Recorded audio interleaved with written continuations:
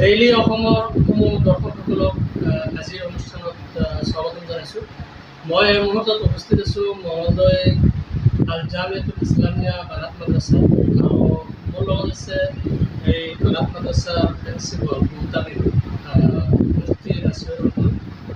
এখেতৰ লগত আজি আমি কিছু সামাজিক দিশ লৈ কিছু মত বিনিময় কৰোঁ।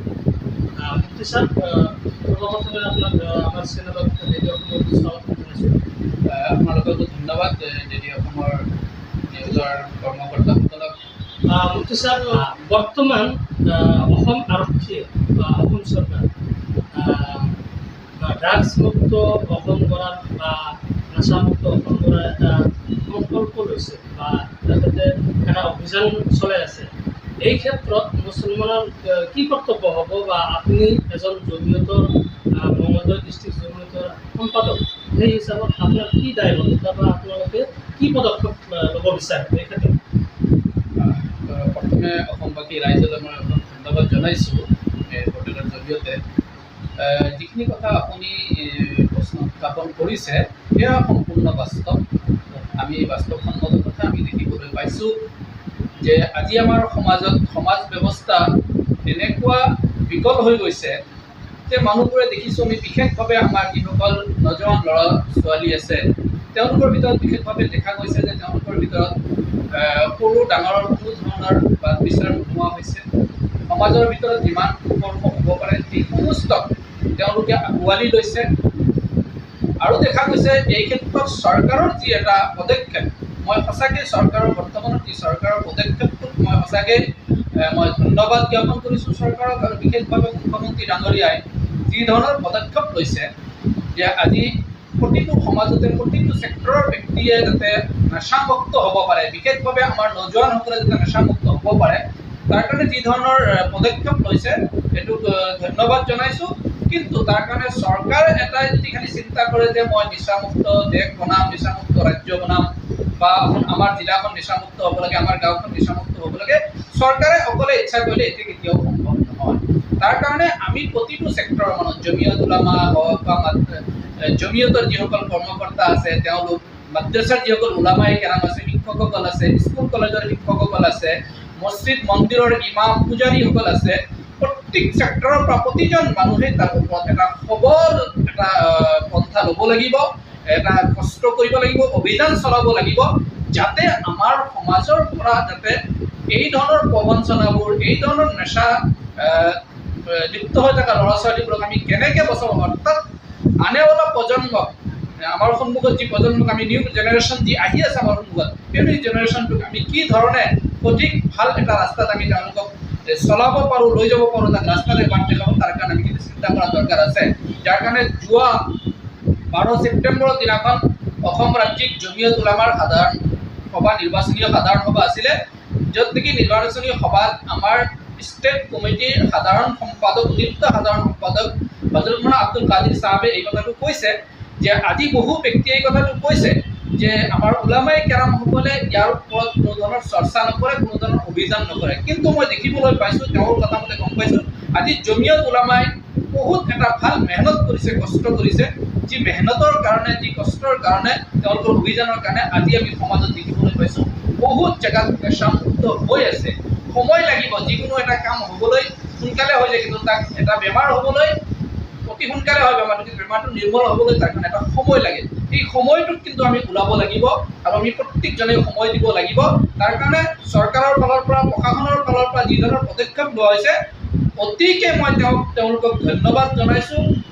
আচলতে তেওঁলোকক শৰাই মই যাচিছোঁ যে তেওঁলোকে এনেকুৱা এটা ভাল পদক্ষেপ লৈছে, আৰু এই পদক্ষেপত আমি প্ৰতিজন ব্যক্তিয়ে আমি চৰকাৰক সহায় কৰিব লাগে, প্ৰশাসনৰ লগত আছোঁ, ইনশাআল্লাহ আমি কৰিব লাগে। তাৰ কাৰণে দৰং ইমাম কাউন্সিল বুলি এটা সৰ্বভাৰতীয় ইমাম কাউন্সিল কমিটি আছে, আমাৰ দৰং ডিষ্ট্ৰিক্টৰ ইমাম কাউন্সিলে তেওঁলোকে নিৰুজ বুলি এটা প্ৰগ্ৰাম চলাইছে। নিৰুজ প্ৰগ্ৰাম অৰ্থাৎ নেশা মুক্ত প্ৰগ্ৰাম, সমাজৰ পৰা নেশা কি ধৰণে আমি মুক্ত কৰিব পাৰোঁ যিহেতু নেশাযুক্ত হৈ আছে, নেশাযুক্তটোক আমি নেশামুক্ত কৰাৰ কাৰণে আমাৰ প্ৰত্যেকেই মেহনত কৰিব লাগিব। যিসকলে কৰি আছে অসমত মই তেওঁলোকক প্ৰত্যেককে ধন্যবাদ জনাইছোঁ। আৰু আজি মই এই পৰ্টেলৰ জৰিয়তে আপোনালোকক এই কথাটো জনাব বিচাৰিছোঁ যে অসমবাসী ৰাইজক যে আপোনালোক প্ৰত্যেকেই নিজৰ ঘৰখনৰ প্ৰতি চিন্তা কৰক, নিজৰ ল'ৰা ছোৱালীৰ কথা চিন্তা কৰক, যাতে মোৰ ল'ৰাজন যাতে ড্ৰাগছমুক্ত হ'ব পাৰে, মোৰ ল'ৰাজন যাতে নেশামুক্ত হ'ব পাৰে, তেতিয়াহে সমাজ গঢ়িব, অন্যথাই সমাজ নগঢ়ে, সমাজ ধ্বংস হ'ব। চাওক, এই বিষয়লৈ মই দেখা পাইছোঁ বিধানসভাতো এই বিষয়ত আলোচনা হৈছে, অন্য অন্য জেগাতো আলোচনা হৈছে, বহুত বিজ্ঞ ব্যক্তিসকলে ইয়াৰ ওপৰত আলোচনা কৰিছে আৰু টক শ্ব' হৈছে, ইয়াৰ ওপৰত বিশেষভাৱে আলোচনা হৈছে। আৰু বিশেষ ক'ব নালাগে, মোৰ এটা কথা ক'বলৈ আছে, এনকাউণ্টাৰৰ ক্ষেত্ৰত এইটো সম্পূৰ্ণ প্ৰশাসনৰ এটা নিজা ব্যৱস্থা। আৰু এনকাউণ্টাৰ কেতিয়া কৰে প্ৰশাসনে? যেতিয়া তেওঁলোকে নিৰুপায় হয় তেতিয়া এনকাউণ্টাৰ কৰে।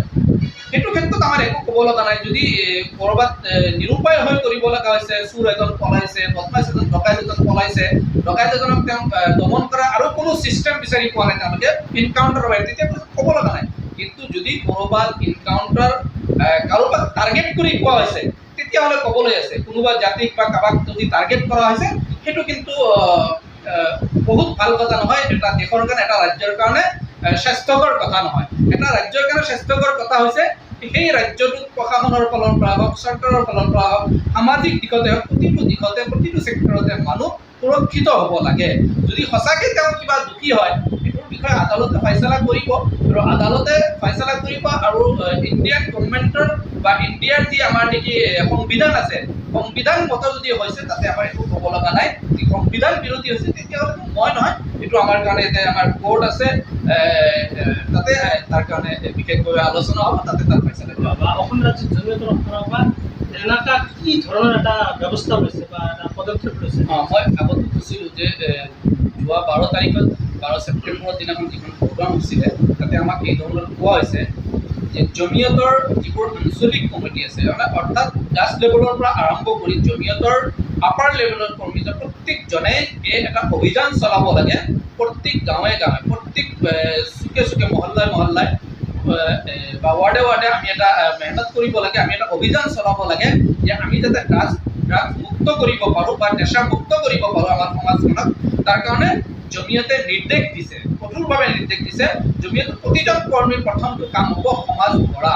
আৰু জমিয়তৰ উদ্দেশ্যই হৈছে সমাজ গঢ়া, সমাজৰ ভিতৰত থকা দুষ্কৃতি, দুষ্কৰ্ম, বেয়া কৰ্মবোৰৰ পৰা মানুহক পৰিত্ৰাণ দিয়া। তাৰ কাৰণে জমিয়তে এককভাৱে খুব দৃঢ়তাৰে জমিয়তে মেহনত কৰি আছে, কষ্ট কৰি আছে। আৰু জমিয়তৰ নিৰ্দেশ যাতে প্ৰতিজন কৰ্মীয়ে যাতে ইয়াৰ ওপৰত তেওঁলোকে কাম কৰে। জমিয়তৰ বাহিৰে বা বাকী যিবিলাক সংগঠন আছে, সেই সংগঠনবিলাকৰ এই ক্ষেত্ৰত মানে ড্ৰাগছমুক্ত অসম বা নাচামুক্ত অসম গঢ়াৰ কাৰণে তেওঁসকলৰ কিবা দায়িত্ব আছে নে নাই, বা তেওঁলোকৰ কিবা কৰ্তব্য আছে নে? আপোনাৰ ফালৰ পৰা আপুনি কি ক'ব? মই অসমৰ প্ৰতিটো সংগঠন, আমচুৱে হওক, আছুৱে হওক, আৰু যিমানবোৰ সংগঠন আছে, ৰাজনৈতিক অৰাজনৈতিক যিমানবোৰ সংগঠন আছে, একদম মই এই কথাটো ক'ব বিচাৰিছোঁ, শদিয়াৰ পৰা ধুবুৰীলৈ বিশেষভাৱে অসমত যিমান ধৰ্মাৱলম্বী মানুহ আছে বা যিমান ধৰ্মস্থল আছে, মাজুলী সত্ৰৰ পৰাই কওক বা আমাৰ কি বুলি কয় মছজিদ, মাদ্ৰাছা বা মাজাৰবিলাকেই কওক, যিমানবোৰ ইছলামিক বা অন্য ধৰ্মীয় যিমানবোৰ কি বুলি কয় ধৰ্মস্থল আছে, তাৰ পৰা আমাৰ এটা ভাল মেছেজ যাব লাগে। প্ৰতিজনেই তাৰ ওপৰত গুৰুত্ব সহকাৰে কাম কৰিব লাগে। আৰু মুখ্যমন্ত্ৰী ডাঙৰীয়াই যি ধৰণৰ পদক্ষেপ গ্ৰহণ কৰিছে, লগতে যিবোৰ সংগঠনক, যিকেইটা সংগঠনক মাতি তেওঁ এই ধৰণৰ আলোচনা কৰিছে, সঁচাকৈ এই বহুত ডাঙৰ কথা।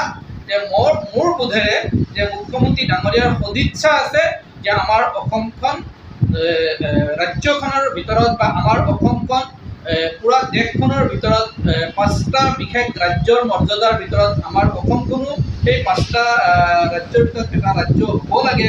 যাৰ কাৰণে আজি দেখিবলৈ পাইছোঁ নেশাৰ ওপৰতেই নহয়, প্ৰতিটো ছেক্টৰতে আজি আমি দেখা পাইছোঁ, য'তেই নেকি যায় মানুহ, ৰাইজ হাৰাণ পেৰেচান হৈছে, য'ত নেকি ৰাইজে যায় হাবুতি খাব লগা হৈছে, পেৰেচান হৈছে।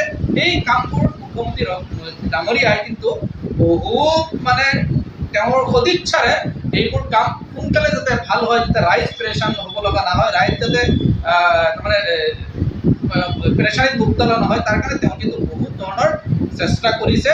আমিও তেওঁক চাথ দিব লাগে যে যিবোৰ কাম তেওঁ ভাল কৰিছে, ভাল কৰাৰ সমাজৰ কাৰণে কৰি আছে, সেইবোৰ কামত আমি তেওঁক প্ৰশংসা কৰিব লাগে।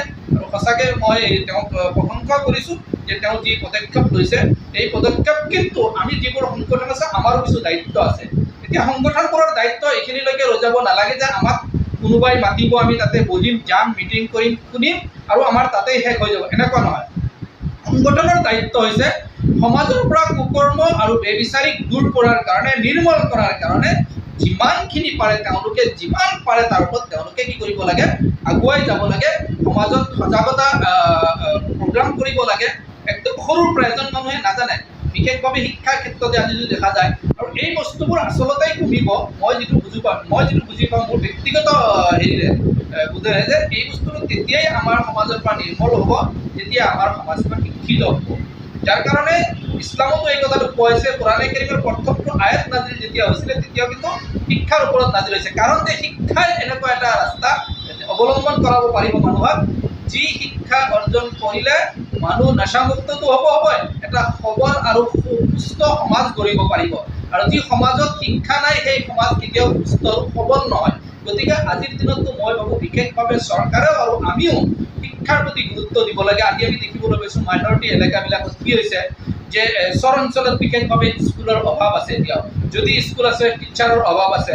সেই বস্তুবোৰৰ প্ৰতিও মই চৰকাৰক বিনম্ৰভাৱে অনুৰোধ জনাম, তেওঁলোকে যাতে যদি ভাবে যে অসমখনক আমি জাতি বৰ্ণ নিৰ্বিশেষে আমি চবকে একেলগে লৈ যাব বিচাৰিছোঁ, তেতিয়াহ'লে কিন্তু যেনেকুৱা ধৰণৰ প্ৰধানমন্ত্ৰীয়ে কয় সবকে সাথ সবকে বিকাশ, যদি সবকে সাথ সবকে বিকাশ আমি কৰিব বিচাৰোঁ তেতিয়াহ'লে সবকে সাথ भी चाहिए।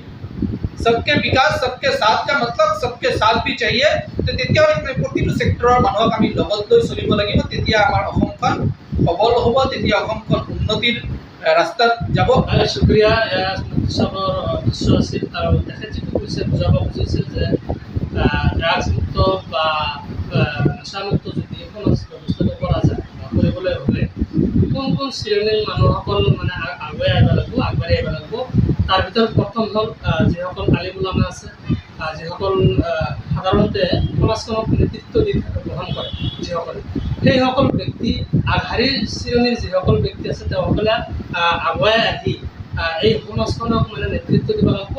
আৰু লগতে অসম আৰক্ষীৰ যিটো অভিযান, ড্ৰাগছমুক্ত অসমখনৰ যিটো অভিযান, সেই অভিযানত মানে সহায়ক হ'ব লাগিব। এটা যিটো চেষ্টা, এই চেষ্টা মানে অব্যাহত ৰাখিব লাগিব।